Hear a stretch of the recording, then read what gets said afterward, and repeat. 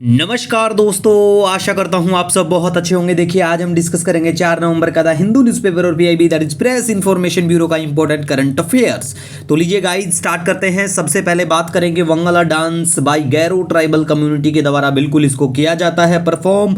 और ये कहाँ पे क्या होते हैं? मेघालय में, आप सभी को पता है गैरो खासी जयंतिया की हिल्स भी पाई जाती है यहाँ पे। मैप एज ए जोग्राफिकल तरीके से भी देखते रहिए साथ साथ। इसके बाद में गाइज हम बात करेंगे परफॉर्मेंस ग्रेडिंग इंडेक्स।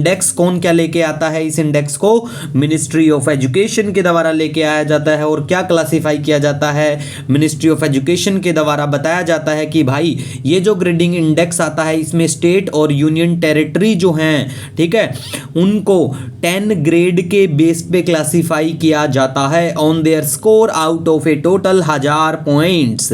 ठीक है, लेकिन मेनली बात क्या देखने को मिलेगी आपको इस बार के इस इंडेक्स में कि Gujarat among the top performers, no state found a place in the top grade. ठीक है, याद रखना। दूसरा देखिए इसमें एक डाटा भी पब्लिश हुआ, जैसे कि पीआईबी में बिल्कुल मेंशन था कि Indian education system is one of the largest in the world with about 14.9 lakh school और 95 लाख टीचर और अप्रोक्सीमेटली 26.5 करोड़ स्टूडेंट्स। ठीक है, तो थोड़ा सा डाटा है, वैसे इतना काम का ये इंडेक्स नहीं है। ठीक है गाइज, उसके बाद में हम यहाँ पे बात करेंगे थोकू इमोंग फेस्टिवल के बारे में। आप देखिए थोकू इमोंग फेस्टिवल के बारे में बात करें गाइज, तो बिल्कुल नागालैंड के वहाँ पे लोथा नागा के बारे में बात करें। नागाओं की एथनिक कम्युनिटी होती है लोथा नागा, तो इनके द्वारा बिल्कुल इस परफॉर्म किया जाता है इस फेस्टिवल को। ठीक है, और देखिए अमूर फाल्कन भी चर्चा में है, जो भी आपका नाम प्रोनाउंसिएशन है इसका। अमूर फाल्कन के बारे में बात करें, एक बर्ड, एक पक्षी है, माइग्रेटरी पक्षी है जो आता है बिल्कुल नागालैंड में भी आता है, आसाम के भी कुछ हिस्सों में इसको आपको देखने को मिलेगा। ठीक है गाइज, अमूर फाल्कन के बारे में बात करें तो देखिए नागालैंड को बिल्कुल कहा जाता है, क्या कहा जाता है?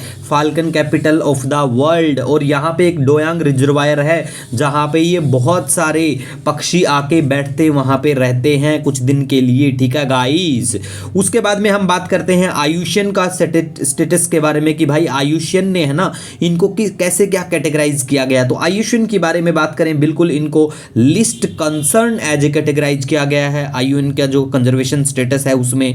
उसके बाद में गाइज हम यहाँ पे बात करेंगे मॉनेटरी पॉलिसी कमेटी के बारे में। देखिए मॉनेटरी पॉलिसी कमेटी है, ऑलमोस्ट हर तीसरे चौथे दिन चर्चा में आती रहती है कि इन्फ्लेशन का क्या कुछ टारगेट या जो भी वो लोग डिसीजन लेते हैं तो वो चर्चा में चीजें बनी रहती हैं। ऐसा तो है नहीं डेली इनकी कमेटी की मीटिंग होती है, डेली तो नहीं होती है, लेकिन वो चर्चा में बनी रहती है। ठीक है, आज अगर चर्चा में आई है ना तो लगातार 5-7 दिन तक हिंदू, इंडियन एक्सप्रेस, हर जगह आपको देखने को मिलेंगे, एडिटोरियल में भी। ठीक है, तो ये सब चर्चा में रहती है, तो बेसिक चीजें हैं आपको इकोनॉमी की कवर करनी चाहिए। ठीक है, और ये जो अगर हम बात करें स्पेशली इकोनॉमी सेक्शन के बारे में, आपका अगर बेसिक क्लियर है तो नो नीड टू वरी, बस नई कोई स्कीम लॉन्च होती है तो वो पता कर लेना। अब देखिए मॉनेटरी पॉलिसी कमेटी के बारे में बात करें, इसको कॉन्स्टिट्यूट किया जाता है बिल्कुल सेंट्रल गवर्नमेंट के द्वारा और फिर लेड किया जाता है गवर्नर ऑफ आरबीआई के द्वारा। अब वनडे स्टेट पीसेस देते हैं तो भाई करंट कौन क्या गवर्नर, ये चीजें बिल्कुल पता होनी चाहिए आपको। अब देखिए monetary policy committee was constituted under the RBI act 1934 और monetary policy committee conducts meetings 4 times a year. ठीक है, एटलीस्ट।